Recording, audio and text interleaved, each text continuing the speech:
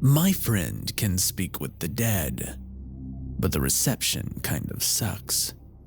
Written by Pacmantaco. The sad fact of life is that not everyone is created equal. Take my best friend Cooper. I love the guy, don't get me wrong, but there's no denying that everyone else at our school could run circles around him. And the thing is, no amount of training would ever change that. That's because Cooper, always drawing the short stick from the stack, was born with a lame leg. It was an unfortunate roll of the dice, leaving him with a heavy limp and reliant on a medical walking crutch.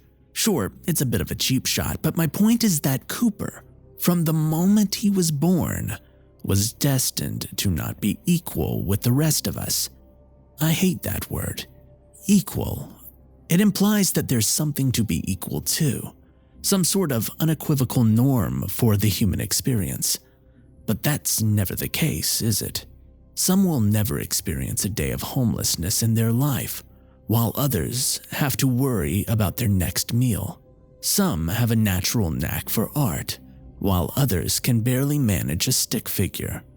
Some can eat pizza, while others are confined to the toilet for an hour after eating cheese. I fall into the latter camp. But that's besides the point. And while Cooper would always have a lame leg, that wasn't all that he was.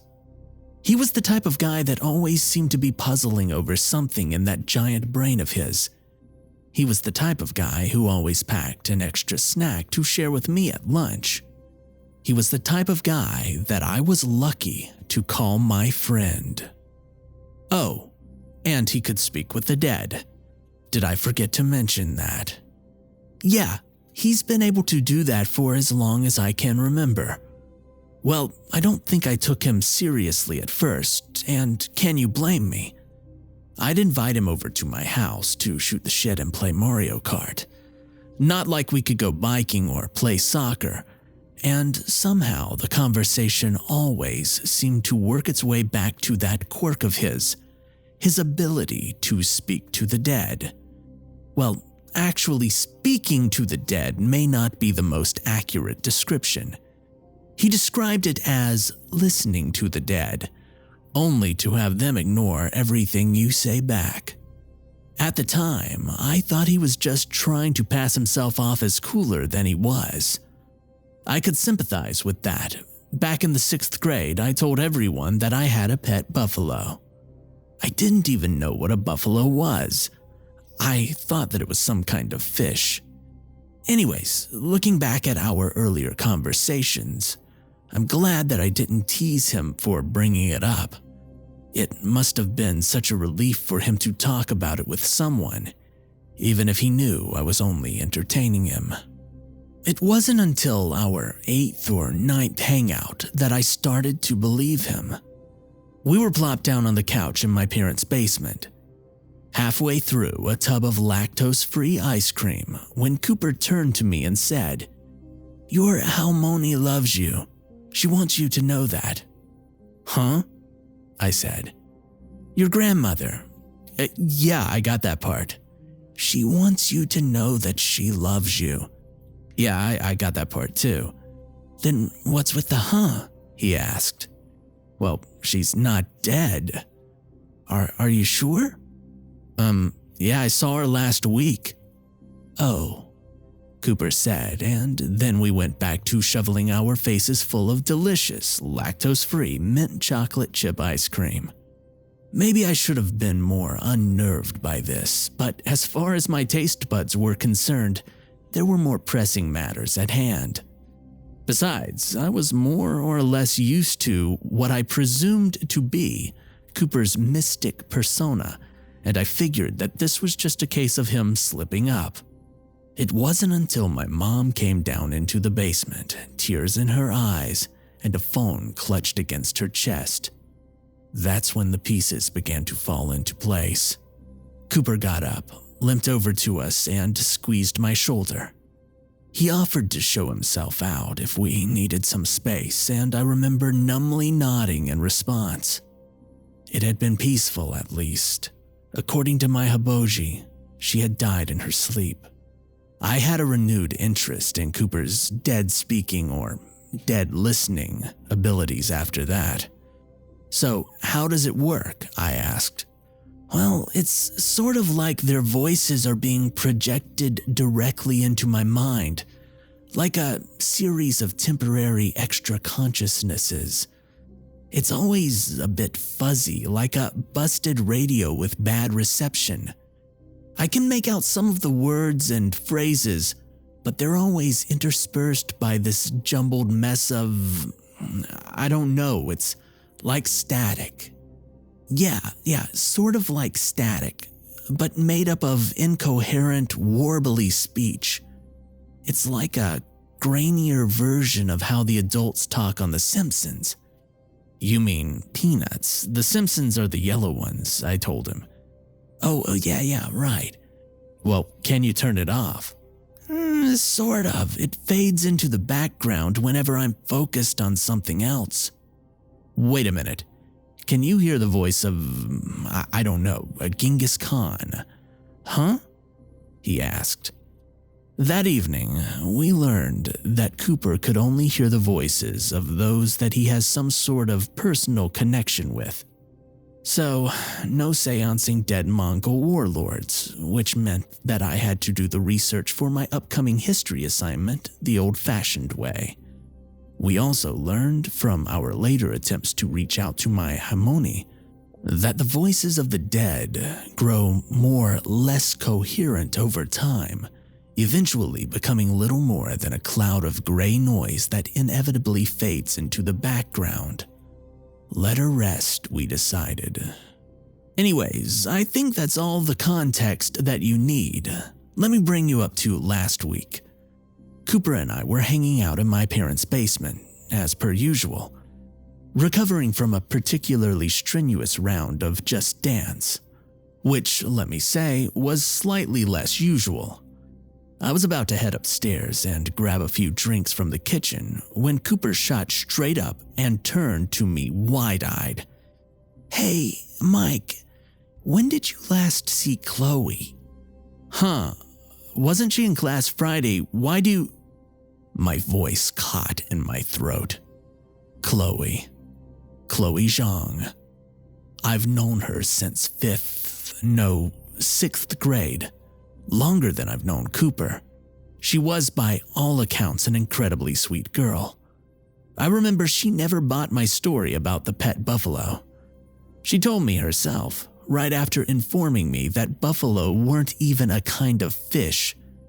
But she promised not to out me in exchange for half the cookie my mom had packed in my lunch that day.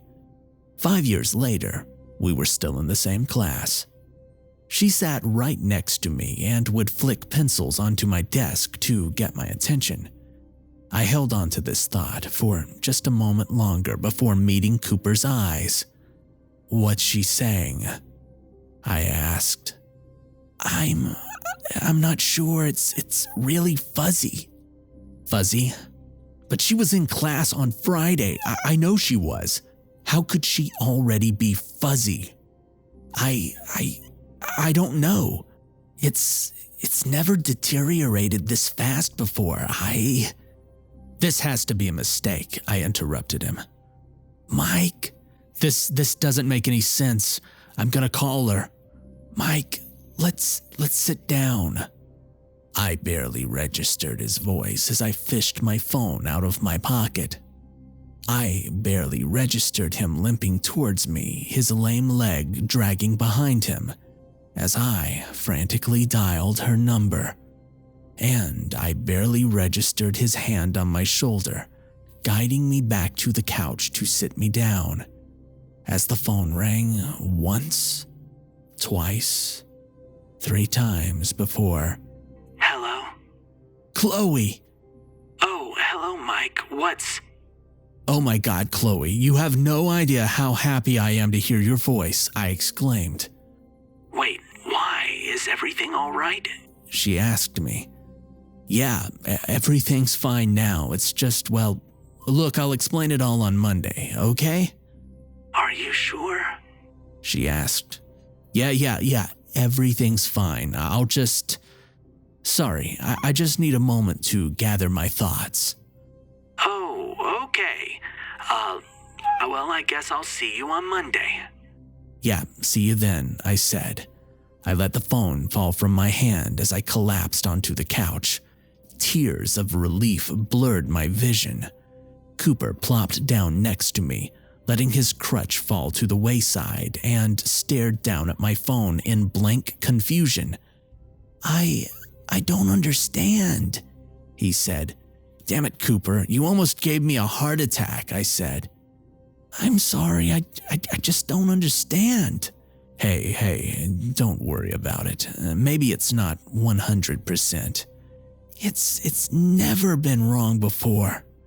Well, there's a lot that we don't understand about it. Yeah, I guess you're right, he agreed. It turns out we weren't out of the woods just yet. Far from it. Monday came around. As Cooper and I took our seats at the back of the class, we exchanged a nervous glance as we noted Chloe's empty seat.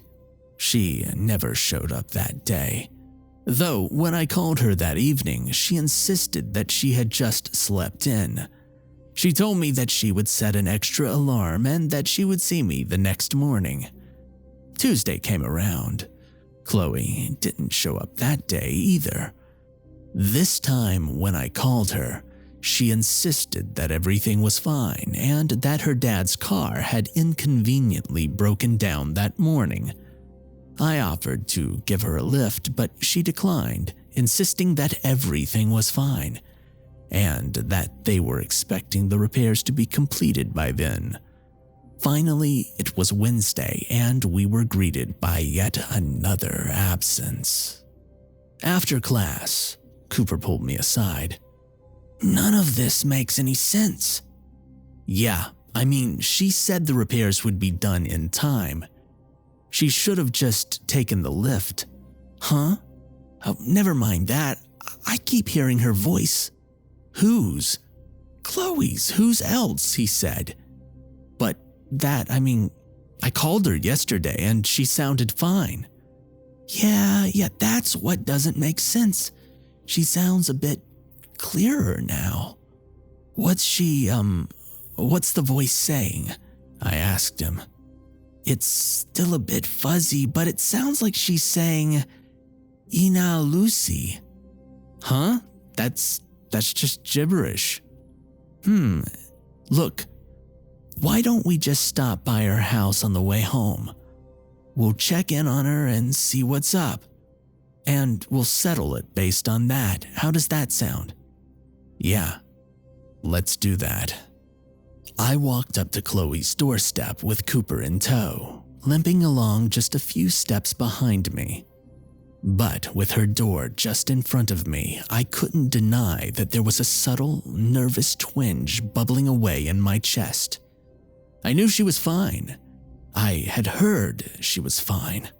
So what was I worried about? Cooper grunted as he caught up to me, falling into step at my side. If your girlfriend's alive in there, tell her to look into some disability access. Now, there were several parts of that statement that I wanted to refute, but I opted to keep my mouth shut. Cooper's chiding did give me the resolve to push down that nervous twinge and knock on the door.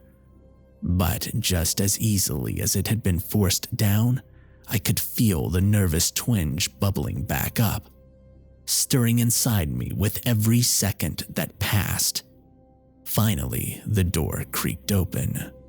Chloe peeked out, her face obscured by a bright pink medical mask.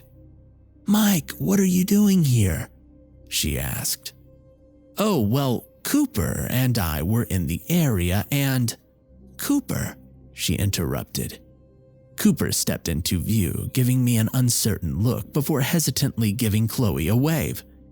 Here in the flesh, he said.